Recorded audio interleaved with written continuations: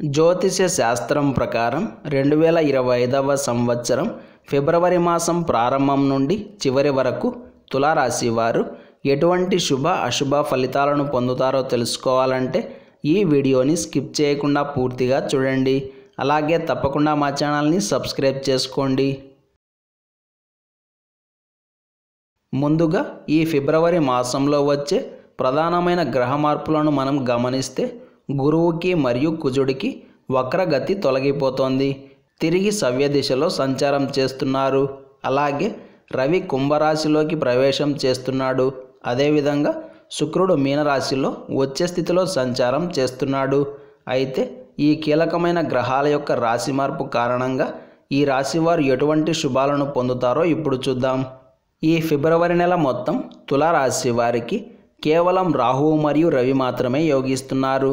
ఈ సమయంలో వీరికి కలిసి వచ్చే గ్రహాల యొక్క సంఖ్య చాలా తక్కువగా ఉన్నాయి. అందుకే కుదిరినంత వరకు జాగ్రత్తగా ఉండడం మంచిది. శారీరకంగా అనారోగ్య సమస్యలు కాస్త బాధిస్తాయి. మానసికంగా సమస్యలు కూడా ఎక్కువగానే ఉంటాయి. వేళకు నిద్రాహారాలు లోపిస్తాయి. శరీరం ఒక చోట ఉంటే మనసు ఒక చోట ఉంటుంది. ఏ పనిని సక్రమంగా చేయలేకపోతారు. వృత్తి, ఉద్యోగ మరియు వ్యాపారాల పరంగా కొత్తవైన ఛాలెంజెస్ను ఎదుర్కోవాల్సి వస్తుంది. కొత్త విధానాలకు శ్రీకారం చుట్టాల్సిన అవసరాలు ఏర్పడుతున్నాయి. పాత పద్ధతిలో చేసే వ్యాపారాలకు, వ్యవహారాలకు అంత డిమాండ్ ఉండదు. మీ చుట్టూ పోటీదారులు పెరుగుతున్నారు. ఎందుకైనా మంచిది కాస్త జాగ్రత్తగా ఉండండి. శత్రువులను ఒక కంట కనిపెట్టాల్సిన అవసరం ఎంతగానో ఉంది. కాళ్ళు పట్టి లాగేవాళ్ళు మీ చుట్టూ ఉన్నారు. కాబట్టి కాస్త అప్రమత్తంగా తెలివిగా ఉండడం మంచిది.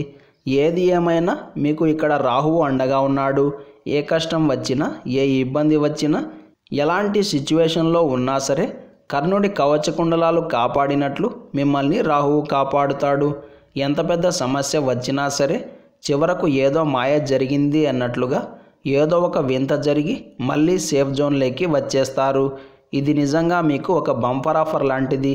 కాబట్టి కష్టాలకు, సమస్యలకు భయపడకుండా ధైర్యంగా తెగింపుతో ముందడుగు వేయండి.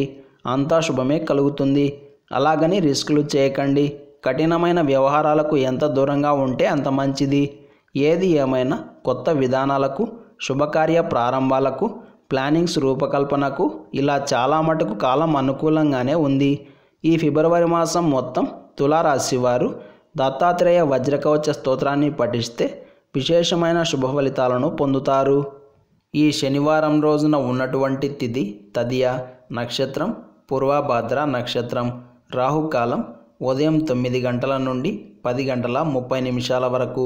యమగండం మధ్యాహ్నం 1 గంట 30 నిమిషాల నుండి 3 గంటల వరకు. దుర్ముహూర్తం ఉదయం 6 గంటల 51 నిమిషాల నుండి 8 గంటల 21 నిమిషాల వరకు. అలాగే ఈ రోజు యొక్క శుభ సమయాలు సాయంత్రం 4 గంటల నుండి 4 గంటల 45 నిమిషాల వరకు. ఈరోజు పంచాంగం ప్రకారం రోజువారీ సాధారణ కార్యక్రమాలకు మాత్రమే కాలం అనుకూలంగా ఉంది.